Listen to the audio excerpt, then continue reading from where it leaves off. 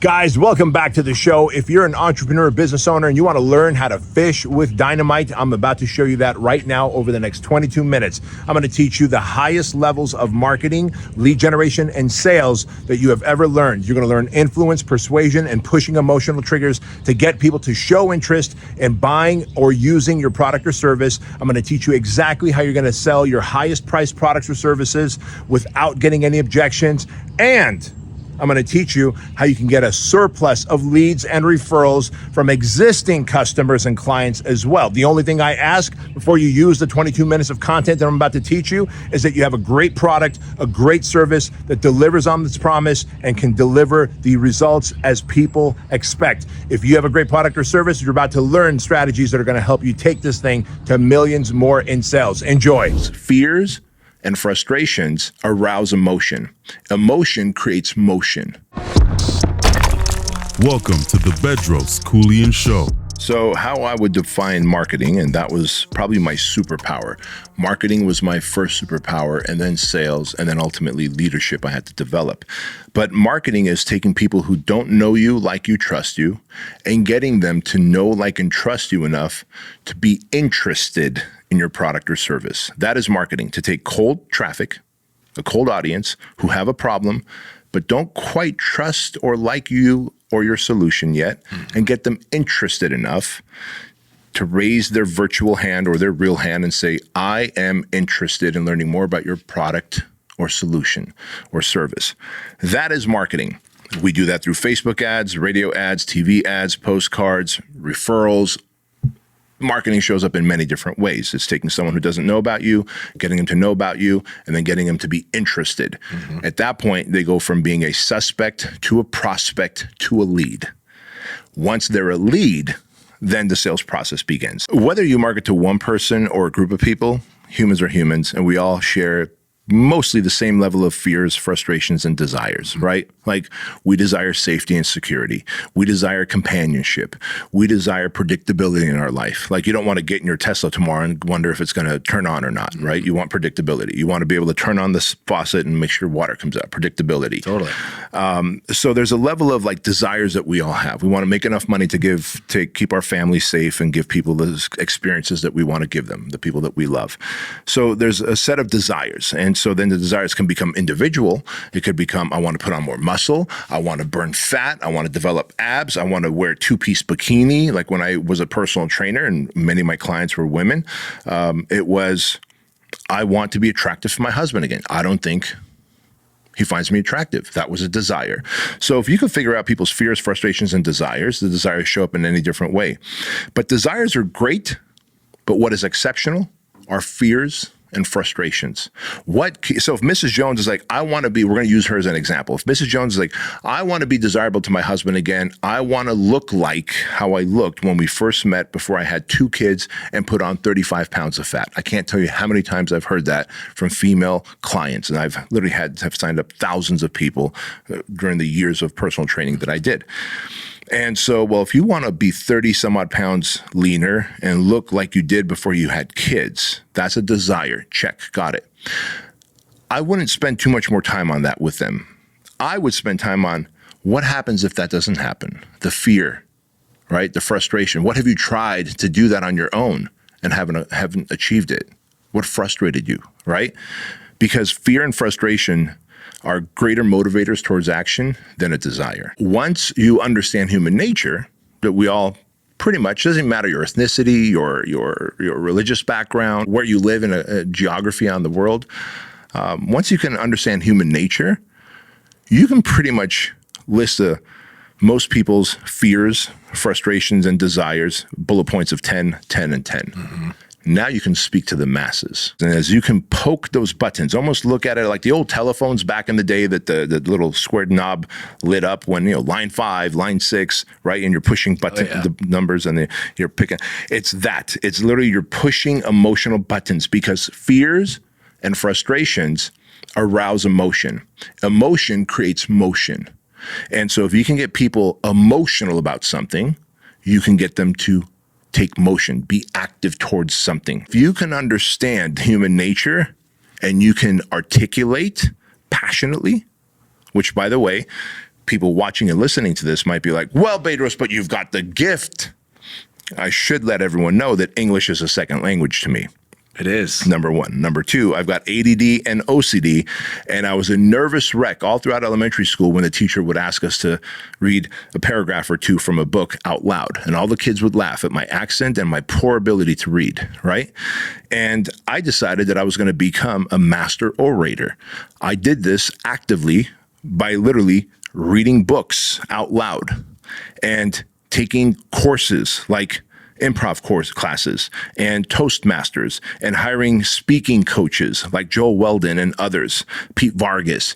And by doing these things, I became a better storyteller. I became really good at teeing up a topic, letting it linger here while telling you a story, and coming back around and closing that. And that's called creating an open loop. And if I can create an open loop, I've got your attention, because the whole time you're like, all right, you got my interest here, but you didn't satisfy that itch.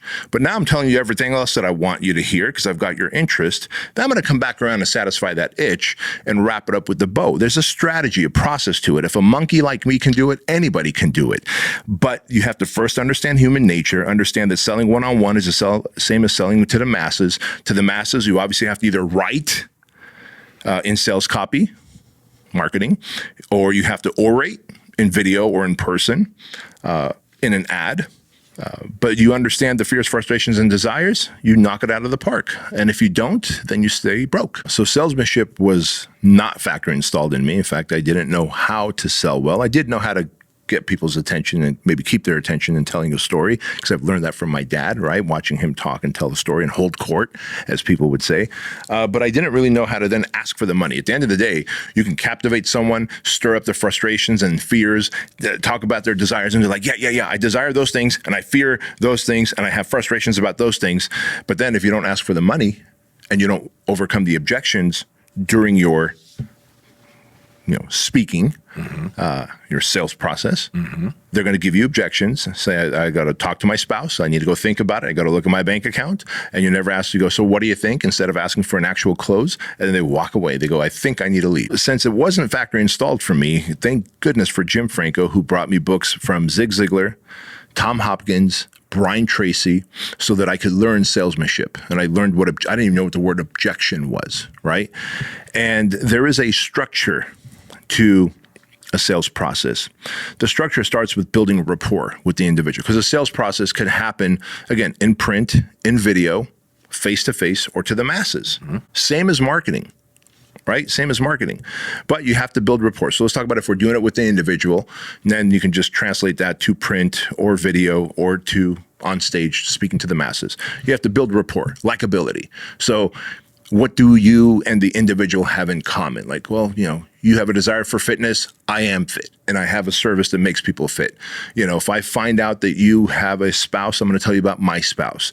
If I find out, because I'm going to dig a little bit, like, how many kids do you have? Oh my gosh, I've got kids. My kids are this age. How old are your kids? Now there's some rapport. We have something in common. Once you build rapport, then the next step is identify the benefits and not the features of your product. So a feature would be, let's say if it's a treadmill, right? If I'm a treadmill salesman, I'm going to say, this treadmill has these little springs underneath the belt that help alleviate impact. And so, it's got this impact alleviation process on this treadmill that these other treadmills don't. Well, that's a feature, right?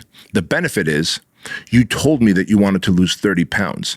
Because of these springs that exist underneath the belt of the treadmill, it allows you to run for longer periods of time to burn more calories towards that 30 pound of weight loss that you're looking for without feeling like you went an hour, because your knees, ankles, and hips don't take the beating like they would on another treadmill. Sign me up, Bedros. Right? That is just night and day difference. Different. We're still selling the treadmill, but I'm selling the benefits of the feature that are specific to you. To me, and the pain point that I have. Yes. But most people try and sell the features. Well, this air conditioner is ice cold if they're selling a car. They turn on the air conditioner. This air conditioner is ice cold. Okay, that's great. That's fantastic. Am I here for the air conditioner? We don't even know. If I'm in a hot state, possibly. Or they crank up the radio. Look how loud that is.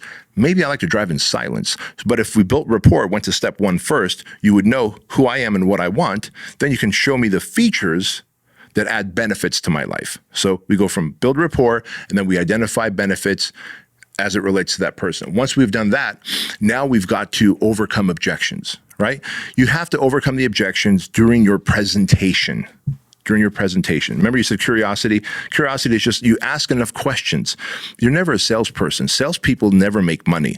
Assistant buyers do. If you have curiosity, as you brought up, you can ask enough questions. The assistant, I don't want to sell you anything. I want to be the assistant buyer in helping you make the decision, helping you come to the decision on your own. So I'm going to build rapport, hit you with the benefits of the product as it relates to you, and then I'm going to overcome the objections because now I know if you have a spouse, I'm going to, hey, Bryce, does Tatiana support you in your desires to burn fat and build muscle? Yes, great. People that have support at home get much better results than people who are doing it on their own and don't have support. So I'm so happy that your wife supports you in helping you achieve your goals. I just overcame the wife objection. If you give me the objection later, I'm going to be like, didn't you say Tatiana supports you? So why not we sign up for this thing? And if you go home and she decides to tell you that, hey, I don't support you in this, come back and we'll tear up this agreement. So you can overcome that. Hey, Bryce, you said you can work out 3 days a week. Is that aspirational, meaning you hope you can, or are you truly willing to structure your life and your schedule to work out 3 days a week here at my gym? And you're like, no, Bedros, I could do 3 days. Okay, fine, I could do 2 days a week. Great, Bryce. I'd rather you give me a realistic 2 than a aspirational 3. Thank you so much. So 2 is something you can do, right? There's nothing stopping you from doing 2 days a week. Nope. Great. All right. So your wife supports you. This is fantastic. And you can do 2 days a week. What did I just overcome? The time objection, right? Hey, Bryce, what have you tried on your own before? Well, I've tried the cabbage soup diet and I've tried doing push-ups at home, but I don't have the accountability. So I just don't do the push-ups and the pull-ups and the running and the squats. Okay, got it. So the accountability, the nutrition program that's specific to your goals, a clean gym with a routine that's designed to achieve your goals fast as possible. And then an expert like me teaching you how to become your own personal trainer, understand how your body works. All of that is worth something, right, Bryce? Yes. Great. So you understand value versus cost. If you can increase value, perception of value in the buyer's eyes, if they're like, man, I would pay $1,000 a month for that. And then the product or service comes in at $500 a month. Wow, value is higher than price. I will purchase. So you overcome the money objection by saying you do realize this is a premium service that you're buying, comes with accountability, comes with support. Over the period of 6 months that we work together, I'm going to teach you to become your own personal trainer so you never have to backtrack from those goals again. And oh, by the way, nutrition, weight training, all of it, I teach you how to do it for yourself once I've done it for you over those 6 months. Got it? Yes. Fantastic. So now I've overcome the wife or the spousal objection, the time objection, and the money objection. And if I could show higher value in the service than the price, then you're going to buy. And at the end, I go, so does this all make sense to you, Bryce? How we're going to get you to your goals in the next 6 months, working out twice a week with the support of your wife? Yes. Yes. Wonderful. Now I got that small tie down question, a mini commitment. Yes. Commitment and consistency. Then I say, Bryce, here are the 2 programs that work best for you. The twice a week program, or if you could truly eke out 3 times a week, you could do this one as well, or in place. Which of these 2 can I get you started on? And so now I'm giving Bryce an A or B option. I already know that you can afford and you have the time for A. But I'm going to say if you can come 3 days a week, this is option B. I make a little more money. You got a little better, faster results. Which of these 2? By giving you an option between A and B, you're more likely to either pick one or the other, which means you win, you get the results. I win, I get the monies. If I say, Bryce, here's a 2-time-a-week program like you wanted. Would you like to get started? I just gave you a yes or no option. Which is, do not do this in sales. Right. There's a 50-50 chance of losing the sale. And so I'm going to give you the A and B option, and I'm going to stay quiet until you speak. You're either going to choose A or B, or you're going to have a question. You're going to say something.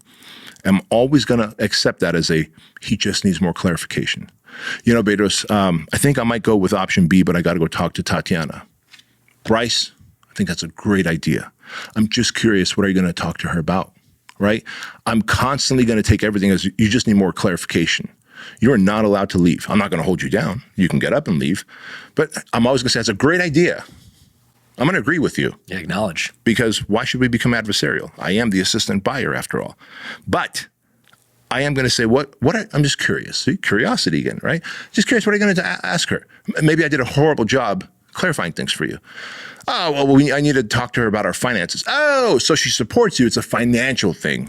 Bryce, tell you what, I know you're like leaning towards the 3 time a week, but why don't we do the 2 time a week?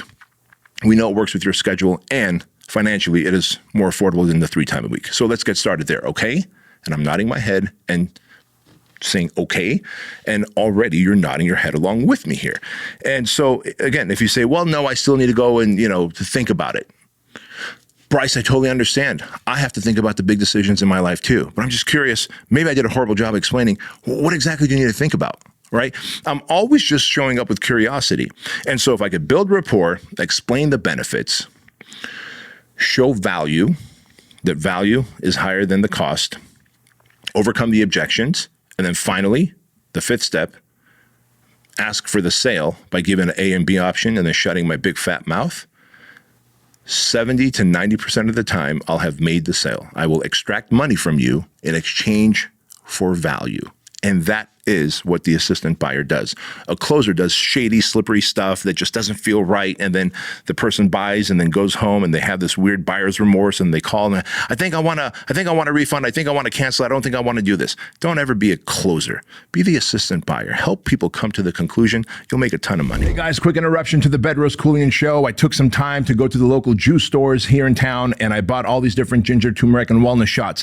Now they range anywhere from $3.69 all the way to $4.05. And to be honest with you, they all suck. Why? Because they do not have anywhere near the wonderful ingredients of the Keuilian Wellness Shot. First of all, to build your immune system and keep your immune system strong, Keuilian Wellness Shot is packed with vitamin C, vitamin D, and zinc. And also to help you fight off inflammation, it is packed with turmeric, ginger, and black pepper. And to keep you hydrated, Keuilian Wellness Shots have sodium, potassium, and magnesium. This is the ultimate morning supplement. Just take 1 packet, pour it in 4 ounces of water, and shoot it, and you're good to go. Best of all, $1.69 per packet instead of twice the price of those other inferior ones. I want you to get 50% off your first 30-day supply. So go to Keuilian.com, use my name Bedros, and you can get 50% off plus free shipping, a 30-day money-back guarantee, and $1 gets donated to Shriners Children's Hospital. Best of all, if you like the Keuilian Wellness Shots, and I know you will, like thousands of other people who are part of the Keuilian tribe, every month we'll send you a new supply at 20% off, free shipping. So go to Keuilian.com, use my name Bedros, and get your 50% discount code before it goes away. Back to the show. The way I define leadership is being the coach of a team that has a very clear understanding of what winning looks like. That's it. That's what a leader is, the coach, right? So now that we've defined that, is a factor installed for me? Not at all. Not at all. I think some people out there maybe were born with organic leadership skills. Jocko Willink comes to mind. I ain't one of them. You're a fantastic leader. Thank you. You're a great manager of people and leader of people. I had to develop those muscles. It was not factory installed. A coach on any sports team, baseball, soccer, football, it doesn't matter. They're on the sidelines and they've done a great job. One, in their time, they've demonstrated competency. So they've done what the athlete has done, number one, right? So if you're going to be a leader, you better walk the walk and talk the talk, number one. Number two, if you're going to be on the sidelines leading and managing people, you better hire people and set the standards and expectations for them and show them what winning looks like. And they need to have the skills and competency and confidence to execute, right? Because if I'm going to have a winning football team that's going to win the NFL Super Bowl, but I bring in baseball and soccer players, I may be a great coach and leader, but I got the wrong people on the field, wrong sport, right? So if you could do that, be a great leader by being a good coach who has demonstrated competency and has a track record, that's number one. Number two, hire the right people, train them, set expectations, and show them what winning looks like. And then from the sidelines, you've got the outside view. The coach should never get on the field. Do you know of any sport at all? You're far more athletic than I ever was.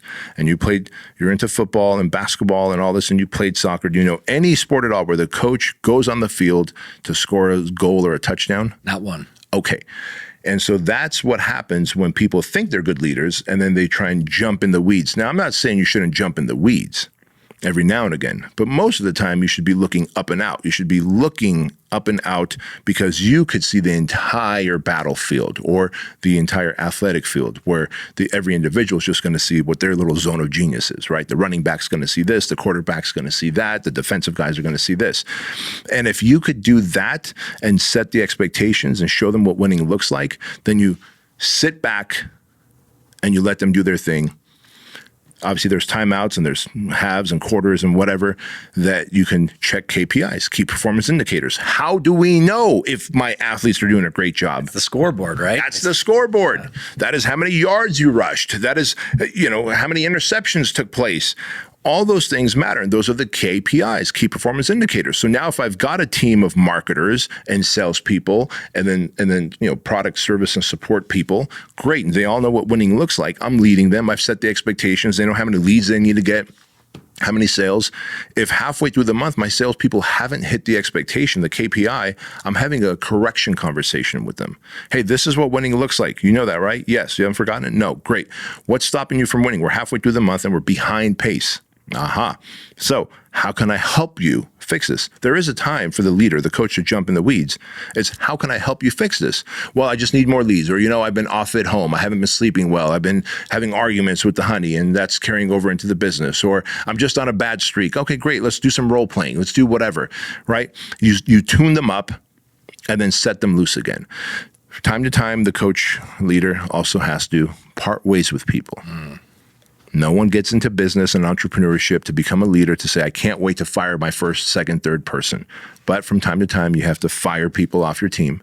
And that is also an unfortunate thing, but a necessary thing. Oh, yeah. Responsibility that a leader has. And if you can do those things, you can grow an organization. Real quick, Yeah. I think leadership, of the three, it is the hardest and longest taking and most difficult high income and impact skill to develop because you're dealing with so many personalities, right?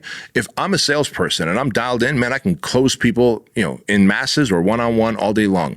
If I'm a marketer and I'm like writing copy and then running ads, I could.